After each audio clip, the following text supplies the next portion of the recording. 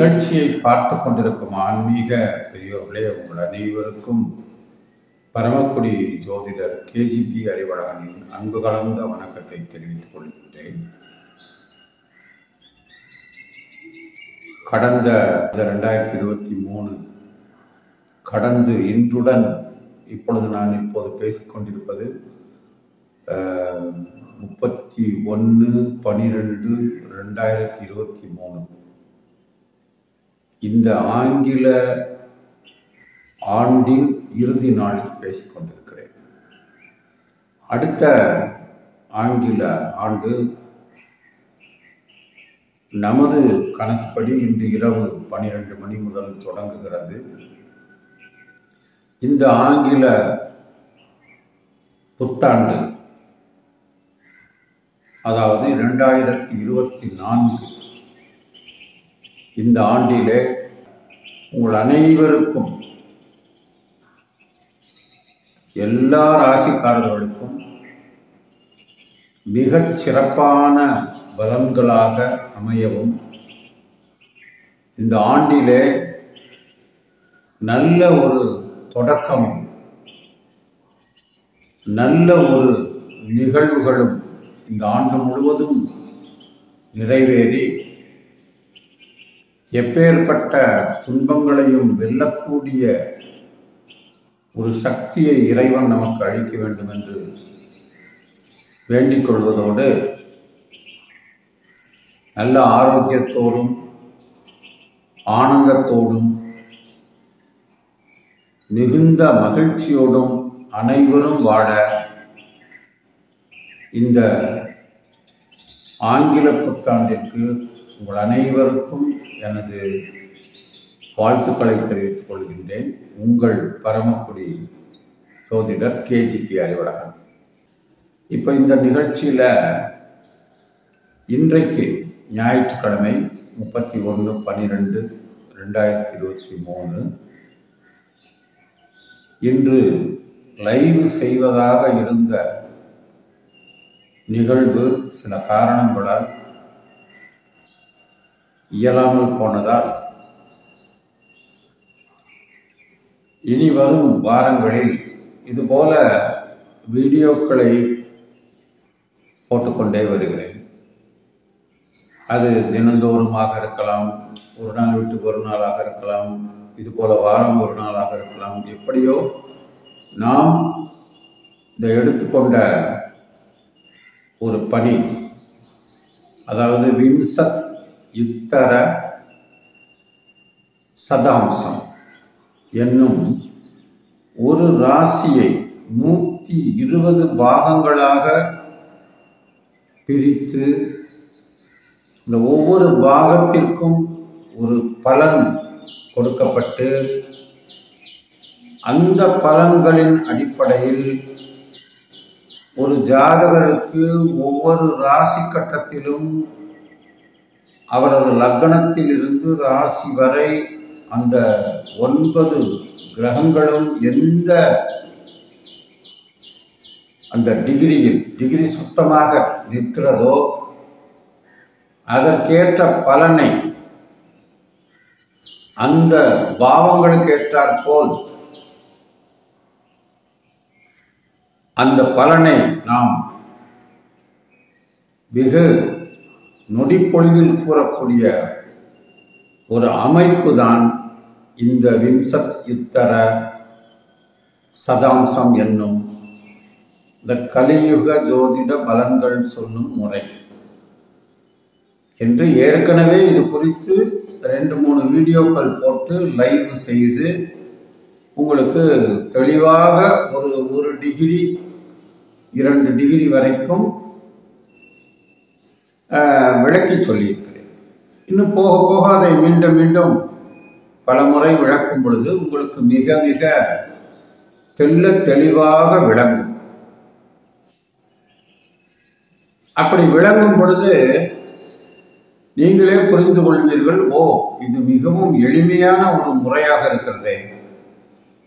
ஏனென்றால் இன்றைய அவசர உலகில் பொதுவாக ஜோதிடம் என்பது எப்படிப்பட்டதாக இருந்தது என்றால், பழங்காலத்திலே ஒரு அரசரோ அல்லது ஒரு பண்ணையாரோ இருப்பார். ஒரு அரசர் என்றால் ஒரு தேசத்தை ஆளுகின்ற ஒரு நபர், அவர்களுக்கெல்லாம் ஆட்சி செலுத்துகின்ற ஒரு அரசை செலுத்துகின்ற ஒரு நபர். அவருக்கென்று ஒரு ஜோதிடர் இருப்பார். அவரை குலகுரு என்று அழைப்பார். அந்த குலகுரு அவருடைய நன்மை தீமைக்காகவே, அதாவது அந்த அரசருடைய குடும்பம், அந்த அரசருடைய நலன், அந்த நாட்டினுடைய நலன், அதில் ஏற்படக்கூடிய நன்மை தீமைகள், கால சூழ்நிலைகள் போன்ற எல்லா விஷயங்களையும் கணித்து கூறுகின்ற ஒரு குருவாக விளங்குவார். ஒரு படைக்கு ஒரு போருக்கு செல்ல வேண்டுமானாலும் அரசர் அந்த குருவை கேட்டுத்தான் அந்த நடவடிக்கையை ஏற்படுத்துவார்.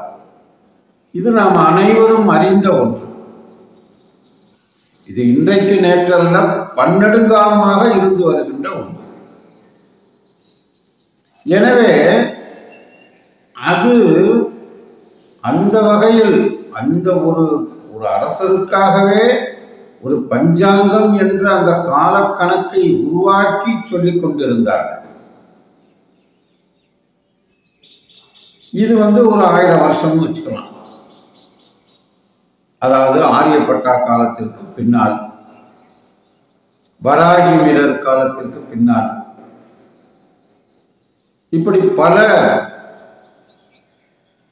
பழமையான ஜோதிட முறைகளுக்கு பின்னால் என்று வைத்துக் கொள்ளலாம். அதற்கு முன்னர், அதாவது இந்த ஏடுகளில் எழுதப்பட்டு, கல்வெட்டுகளில் பதிக்கப்பட்டு, ஓலைச்சுவடிகளில் எழுதப்பட்டு, இன்றைக்கு பேப்பரில் பிரிண்ட் பண்ணப்பட்டு புத்தகமாக வெளிவரும் அளவிற்கு இந்த முறை பல நெடுங்காலமாக நாம் புரிந்து கொண்டிருக்கிறோம், தெரிந்து கொண்டிருக்கிறோம். அதற்கு முன்னர் பாடல்களாக அந்த பலன்களை சொல்லி இருக்கிறார்கள். இப்படிப்பட்ட கிரக நிலைகள் இங்கெங்கு இருந்தால் அப்படி. உதாரணமாக இடைக்காடார் சித்தர் 60 அந்த தமிழ் ஆண்டுகளுக்கும், அதாவது பிரபக தொடங்கி அந்த இறுதியாக அந்த அக்ஷய என்று முடியும் அந்த 60 ஆண்டுகளுக்கும் உரிய பலன்களை ஒரு 4 வரியிலே ஒவ்வொரு பஞ்சாங்கத்திலும், அந்த பஞ்சாங்கத்தினுடைய முதல் பக்கத்திலேயே ஒரு 4 வரியிலே வருஷ வெண்பா என்று குறிப்பிட்டிருப்பார். இந்த ஆண்டுக்கு இதுதான் பலன் என்று குறிப்பிட்டிருப்பார். அதுபோல பல சித்தர்கள் பாடியிருக்கிறார். அகத்தியருடைய பாடல்கள் இருக்கின்றன, புலிப்பாணிதாசன் பாடல்கள் இருக்கின்றன. இப்படி பல சித்தர்களும் யோகிகளும் பெரியோர்களும் இந்த ஜோதிட கலையை வளர்த்தெடுத்து வந்திருக்கிறார். அப்படி பரிணாமப்பட்டு கொண்டே வந்திருக்கிறது. உதாரணமாக இந்த அஷ்டவர்க்க பரல் கணித முறை என்று ஒன்று இருக்கிறது. ஏற்கனவே நான் இது ஒரு வீடியோவிலே சொல்லி இருந்தாலும் கூட மீண்டும் நினைவுபடுத்துகிறேன். அதிலே 7 கிரகங்களுக்கு மட்டும்தான் அந்த பரல் கணக்கு இருக்கிறது. ராகு கேதுக்களுக்கு என்று இல்லை. எனவேதான் அதற்கு பெயரே அஷ்டவர்க்கம். அதாவது லக்னம் முதற்கொண்டு 7 கிரகம். லக்னத்திற்கு பரல் ஒரு கணக்கு, அந்த கணக்கை வைத்து அந்த பலனை நிர்ணயம் செய்வது. அதுபோல இப்பொழுது நான் கூறுகின்ற இந்த விம்சத் யுத்தர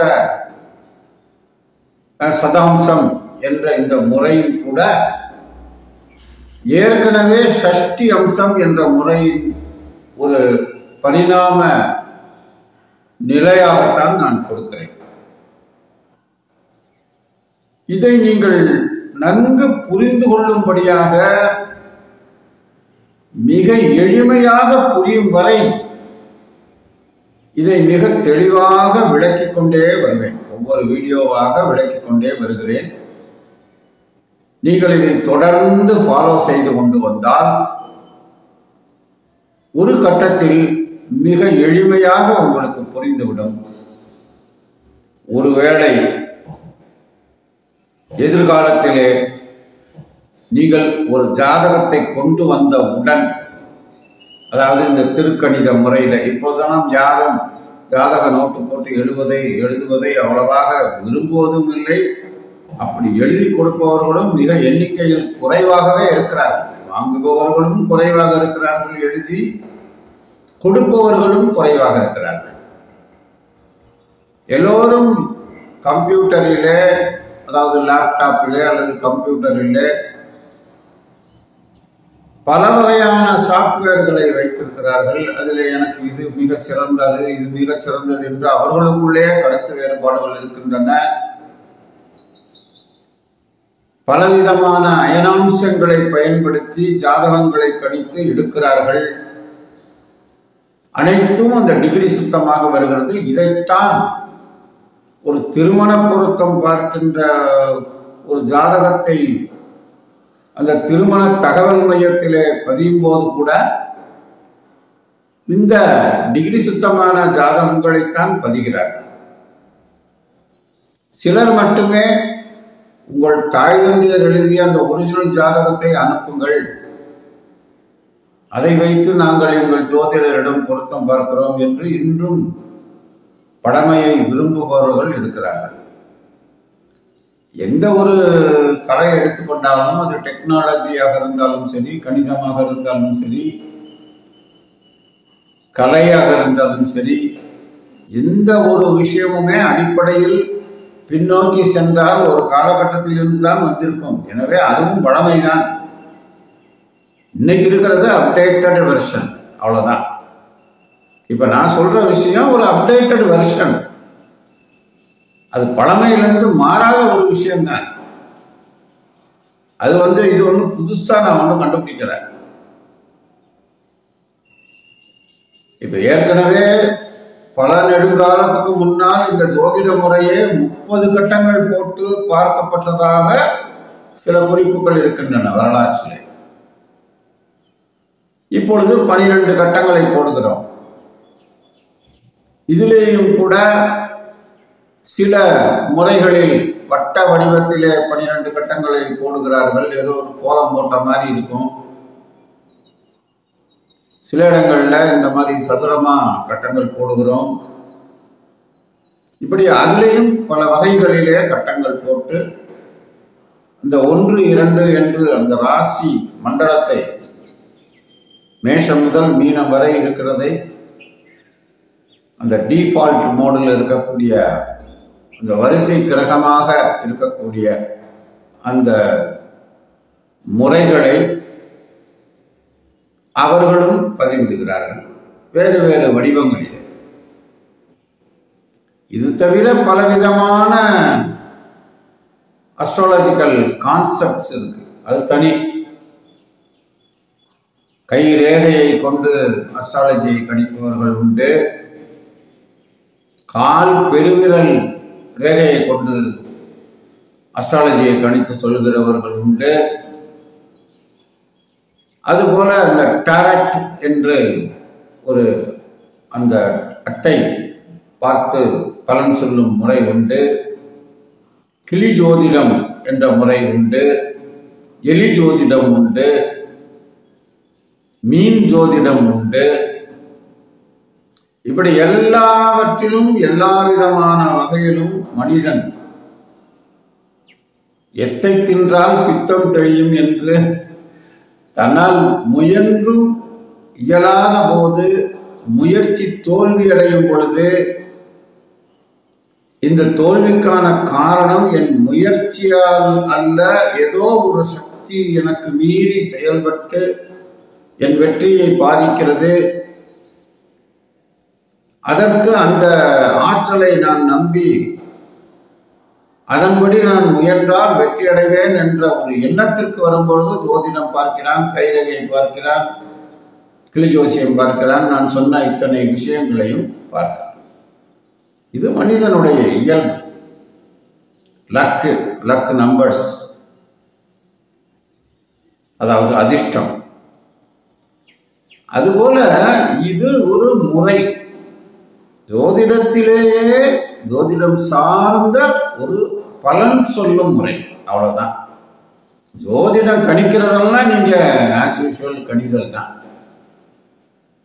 அதுல இந்த முறையை பின்பற்றலாம்ன்றது தான் விஷயம். சரி, இப்போ இந்த வீடியோவுக்கு அடுத்து ஒரு டேபிள் ஒன்று கொடுத்துருக்கேன். வரிசையா 33 பாகம் வரைக்கும் அதில் போட முடிஞ்சது. ரொம்ப பெரிய வீடியோவாக வந்துடக்கூடாது. இதுவே நான் ஒரு 10-15 நிமிஷத்துக்கு மேலே பேசிட்டேன். இதுக்கப்புறம் அந்த ஒரு வீடியோவும் ஒரு 10 நிமிஷம் வருது. அந்த 10 நிமிஷத்துல ஒரு 0லிருந்து 15 மினிட்ஸ் வரைக்கும் என்ன அந்த அந்த அந்த பாகத்திற்கு பெயர் என்ன, அதுக்கு அர்த்தம் என்ன, விளக்கம் என்ன என்று மட்டும் குறிப்பிட்டிருக்கிறேன். இதுபோல 120 பாகங்களுக்கு அந்த பெயர்களை, அதனுடைய விளக்கங்களை நீங்கள் கட்டாயம் தெரிந்து கொள்ள வேண்டும். அப்பொழுதுதான் இந்த பலன் சொல்லும் முறையை ஒரு நொடியிலே நீங்கள் சொல்ல முடியும். ஒரு நொடியிலே சொல்வதற்கு முன் இந்த கலையை புரிந்து கொள்வதற்குத்தான் இவ்வளவு ஸ்டடி. பலன் சொல்ல போவதோ நொடி, அதற்கான படிப்பினை என்பதோ படி. இது என்ன கடின்றீங்களா? சாரி. எனவே அந்த மாதிரி நீங்க புரிஞ்சுக்கணுன்றதுக்காக தான் இதை கொஞ்சம் விரிவா சொல்லிட்டே வரேன். இந்த 33 பாகங்களுக்கு உண்டான அந்த பெயர்கள் மற்றும் அதற்கான விளக்கங்கள் சுருக்கமாக சொல்லியிருக்கிறேன். போக போக அது உங்களுக்கு மிக எளிமையாக விளங்க ஆரம்பிக்கும். இந்த 120 பெயர்களையும் அந்த பாகங்களுக்கான பெயர்கள், அது என்ன அர்த்தம், அதற்கான பலன் என்ன என்பதை நாம் முதலிலே புரிந்து கொண்டு பின்னர் அதை எப்படி இம்ப்ளிமெண்ட் செய்வது. ஜாதகத்திலே ஒருவர் வருகிறார், அதில் ஆண் ராசி பெண் ராசி என்று நான் குறிப்பிட்டேன். அது 1 முதல் 120 வரை இருக்கின்ற அந்த டிகிரிஸ்தமான அந்த அமைப்புக்கான விளக்கங்கள் என்ன, அது பெண் ராசி ஆகும் பொழுது 120 முதல் 1 டிகிரி வரை இருக்கிற 1வது பாயிண்ட் வரைக்கும் இருக்கிற அந்த பாகங்களுக்கான அந்த ரிவர்சபிள் விஷயத்தை எப்படி ப்ரெடிக்ட் பண்றது அப்படின்ற விஷயமெல்லாம் நம்ம பார்க்க போறோம். எனவே இந்த வீடியோக்களை நீங்கள் வாரம் அல்லது நான் அடுத்தடுத்த நாட்களிலே கூட போடுவேன். எவ்வளவு விரைவாக உங்களுக்கு சொல்லி முடிக்க முடியுமோ அவ்வளவு விரைவாக சொல்லி முடிப்பேன். தெளிவாகத்தான் சொல்வேன், கொஞ்சம் பொறுமையாகத்தான் பேசுவேன். அது தயவு செஞ்சு நீங்க பொறுத்து கொள்ள வேண்டும். நன்கு இதனை ஆழமாக ஆர்வமாக கற்றுக்கொண்டால் மிக மிக பலன் அளிப்பதாக இருக்கும் என்பதை மட்டும் நான் இந்த இடத்திலே உங்களிடம் உறுதி கூறுகிறேன். தொடர்ந்து எனது வீடியோக்களை பார்த்து கொண்டு வாருங்கள். கண்டிப்பாக உங்களுக்கு பலன் அளிக்கும் என்பதில் எந்த சந்தேகமும் இல்லை. எனது இந்த KGPA யூடியூப் சேனலை அவசியம் சப்ஸ்கிரைப் செய்யுங்கள். மற்ற ஜோதிட விரும்பிகள் அல்லது ஜோதிட ஆர்வலர்கள் அல்லது ஜோதிடம் பயில்பவர்கள் அல்லது ஜோதிட பலன்கள் சொல்பவர்கள் யாராக இருந்தாலும் அவர்களுக்கு பயனுள்ளதாக இருக்கும் என்று நீங்கள் கருதினால் இதனை அவர்களுக்கும் ஷேர் செய்யுங்கள். உங்களுக்கு பிடித்திருந்தால் கட்டாயம் தயவுசெய்து என்னுடைய யூடியூப் பேஜில், இந்த யூடியூப்ல இதை பார்க்கும்போது அந்த பேஜிலேயே கீழே லைக் பண்ணுங்க.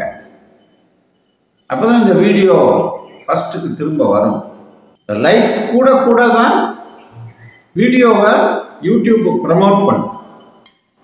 கமெண்ட் போட போட தான் ப்ரமோட் பண்ணும்.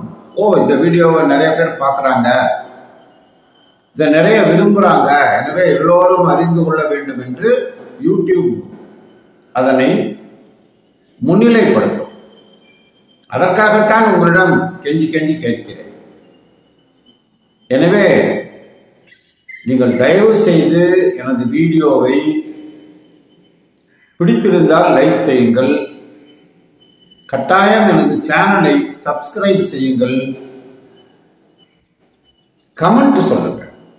நீங்க கொஞ்சம் எனக்கு இதை விளக்கமா சொல்லுங்க, இது எனக்கு புரியல, இது புரியும்படியா சொல்லுங்க, மேலும் இது குறித்து வேற ஏதாவது சொல்ல வேண்டியது இருந்ததுன்னா சொல்லுங்க அப்படின்னு நீங்க என்ன கேள்வி கேட்குறீங்களோ கட்டாயமா அடுத்த வீடியோவில் அதுக்கான பதிலையும் நான் போடுவேன். எனவே தயவுசெய்து இதனை தொடர்ந்து கடைபிடியுங்கள். இதற்கு அடுத்தாற் போல் வருகின்ற அந்த வீடியோவோடு சேர்த்தே அந்த டேபிளையும் கொடுத்திருக்கிறேன். தொடர்ந்து அதனையும் நீங்கள் பாருங்கள், பார்த்து உங்களுடைய கருத்துக்களை பதிவிடுங்கள். மீண்டும் அடுத்த வீடியோவில் உங்களிடம் சந்திக்கும் வரை உங்களிடமிருந்து நன்றி கூறி விடைபெறுவது உங்கள் அன்பு ஜோதிடர் பரமக்குடி KGP அறிவழகன். நன்றி, வணக்கம். உத்தர சதாம்சம். ஒரு ராசியை 120 பாகங்களாக பிரித்து ஒவ்வொரு பாகத்திற்கும் ஒரு பலனை சொல்லும் முறையாகும். இதுவே கலியுக ஜோதிட முறை என பெயரிடப்பட்டுள்ளது. 30 டிகிரி கொண்ட ஒரு ராசியில் ஒரு டிகிரி 4 பாகமாக பிரிக்கப்பட்டு ஆக 30 × 4 120 பாகங்களாக பிரிக்கப்படும். அந்த வகையில் ஒவ்வொரு பாகத்திற்கும் ஒரு பலன் சொல்லப்படும். அவை பின்வருமாறு சொல்லப்படுகிறது. 0 டிகிரி to 15 minutes வரை உள்ள ஒரு பாகம் ஹோராம்சம் எனப்படும். இதன் பொருள் பயப்படத்தக்க பயங்கரமான உருவத்தை உடைய தோற்றத்தை கொண்ட ஒரு அம்சமாகும். அடுத்தது 15 மினிட்ஸ் முதல் 30 மினிட்ஸ் வரை உள்ள இரண்டாவது பாகம், இது அகோர அம்சம் எனப்படும். இதன் விளக்கம், இது ஒரு சுபமான ஒரு மங்களமான ஒரு அம்சமாகும். அடுத்தது 30 மினிட்ஸ் முதல் 45 மினிட்ஸ் வரை உள்ள மூன்றாம் பாகம், இது ராட்சத யோகாம்சம் எனப்படும். இதன் விளக்கம், தீய மற்றும் அரக்க குணங்களை கொண்ட ஒரு அம்சமாகும். அடுத்தது 45 மினிட்ஸ் முதல் 1 டிகிரி வரை உள்ள 4வது பாகம், தேவத கணாம்சம் என அழைக்கப்படுகிறது. இதன் விளக்கம், தேவதைகளின் குணங்களை கொண்ட ஒரு நல்ல அம்சமாக இது கருதப்படுகிறது. அடுத்து 1 டிகிரி முதல் 1 டிகிரி 15 மினிட்ஸ் வரை உள்ள 5வது பாகம், இதன் பலன் பிரணாம்சம் என அழைக்கப்படுகிறது. இதன் விளக்கம், வண்டுகள் போல் சுற்றித்தியும் ஒரு சுறுசுறுப்பான ஒரு அம்சமாகும். அடுத்தது 1 டிகிரி முதல் 1 டிகிரி 15 மினிட்ஸ் முதல் 1 டிகிரி 30 மினிட்ஸ் வரை உள்ள 6வது பாகம், இதன் பலன் சம்ஸ்தாம்சம் எனப்படுகிறது. இதன் விளக்கம், இருக்கும் இடத்திலேயே நிலையாக உள்ள ஒரு அம்சமாகும். அடுத்தது 1 டிகிரி 30 மினிட்ஸ் முதல் 1 டிகிரி 45 மினிட்ஸ் வரை உள்ள 7ஆம் பாகம், இதன் பலன் ரக்ஷோ கணாம்சம் எனப்படுகிறது. இதன் விளக்கம், காக்கும் கணங்களை கொண்ட ஒரு அம்சமாகும். அடுத்தது 1 டிகிரி 45 மினிட்ஸ் முதல் 2 டிகிரி வரை உள்ள 8ஆம் பாகமாகும். இது விபன்னக கணாம்சம் எனப்படும். இதன் விளக்கமானது அழிக்கும் கணங்களை கொண்ட ஒரு அம்சமாக கருதப்படும். அடுத்து 2 டிகிரி முதல் 2 டிகிரி 15 மினிட்ஸ் வரை உள்ள 9ஆம் பாகம், இது குபேர அம்சம் என குறிப்பிடப்பட்டுள்ளது. அதாவது குபேரனை போல செல்வ செழிப்பு மிக்க ஒரு உயர்ந்த நிலையை குறிக்கும். அடுத்து 2 டிகிரி 15 மினிட்ஸ் முதல் 2 டிகிரி 30 மினிட்ஸ் வரை உள்ள 10ஆம் பாகம், இதை தனஹீனாம்சம் என்று அழைக்கலாம். இது செல்வம் குறைந்த வறுமை நிலையை குறிக்கக்கூடிய ஒரு அம்சமாகும் என்று இதற்கு விளக்கம் கூறப்பட்டுள்ளது. அடுத்தது 2 டிகிரி 30 மினிட்ஸ் முதல் 2 டிகிரி 45 மினிட்ஸ் வரை உள்ள 11வது பாகமாகும். இது கிண்ணற அம்சம் என வழங்கப்படுகிறது. இதன் விளக்கம், இது ஒரு தெய்வீகமான இசையை கொண்ட ஒரு அம்சமாகும், அதாவது தெய்வீக தன்மையுள்ள இசை. அடுத்து 2 டிகிரி 45 மினிட்ஸ் முதல் 3 டிகிரி வரை உள்ள 12வது பாகமாகும். இது விஸ்வராம்சம் எனப்படும். இதன் விளக்கம், உடன்பாடற்ற, ஒத்திசைவில்லாத, ஒன்றுக்கொன்று ஒவ்வாத, முரண்படுகின்ற, கரகரப்புலியுள்ள இசை முடிவான ஒரு அம்சமாக கருதப்படுகிறது. அடுத்து 3 டிகிரி முதல் 3 டிகிரி 15 மினிட்ஸ் வரை உள்ள 13வது பாகம். இது இஷ்டகுல கோபாம்சம் எனப்படும். இதன் விளக்கம், சமூகத்திலிருந்து தனிமைப்படுத்தப்பட்ட ஒரு நிலைமையை குறிக்கக்கூடிய ஒரு அம்சமாகும். அடுத்தது 3 டிகிரி 15 மினிட்ஸ் முதல் 3 டிகிரி 30 மினிட்ஸ் வரை உள்ள 14வது பாகம். இது இஷ்டகுல பிரீத்தி அம்சம் எனப்படும். இதன் விளக்கம், சமூகத்திற்கு அல்லது குலத்திற்கு விருப்பம் தரக்கூடிய நிலையை குறிக்கும் ஒரு அம்சமாகும். அடுத்து 3 டிகிரி 30 மினிட்ஸ் முதல் 3 டிகிரி 45 மினிட்ஸ் வரை உள்ள 15வது பாகம். இது குலக்னாம்சம் எனப்படும். இதன் விளக்கம், கெட்ட நிமித்தமுள்ள, கெடுபிடி காட்டும், தீய சகுனமுடைய, மங்களமற்ற, தீயதான ஒரு அம்சமாகும். அடுத்து 3 டிகிரி 45 மினிட்ஸ் முதல் 4 டிகிரி வரை உள்ள 16வது பாகம். இது யுக்தாம்சம் எனப்படும். அதாவது அனுகூலமான, மங்களகரமான, நற்குறியுள்ள, உகந்த, நன்னிமித்த ஒரு அம்சமாகும். அடுத்தது 4 டிகிரி முதல் 4 டிகிரி 15 மினிட்ஸ் வரை உள்ள 17வது பாகம். இது கரலாம்சம் எனப்படும். இதன் விளக்கம், நஞ்சான, கொடிய, பகைவன்மமுள்ள, நஞ்சை சுரக்கும் ஒரு நச்சுரப்புள்ள ஒரு அம்சமாகும். அடுத்தது 4 டிகிரி 15 மினிட்ஸ் முதல் 4 டிகிரி 30 மினிட்ஸ் வரை உள்ள 18வது பாகம். இது அகியாம்சம் எனப்படும். இதன் விளக்கம், தீங்கு விளைவியாத, கேடற்ற, ஆபத்தற்ற, இடையூறற்ற, தீங்கற்ற, தீங்கில்லாத ஒரு அம்சமாகும். அடுத்து 4 டிகிரி 30 மினிட்ஸ் முதல் 4 டிகிரி 45 மினிட்ஸ் வரை உள்ள 19வது பாகம். இது மாயாம்சம் எனப்படும். இதன் விளக்கம், பொய் தோற்றங்களால் ஏமாற்றுகிற, மறுச்சி தருகிற, ஏமாற்றுகிற, மாயான ஒரு அம்சம்.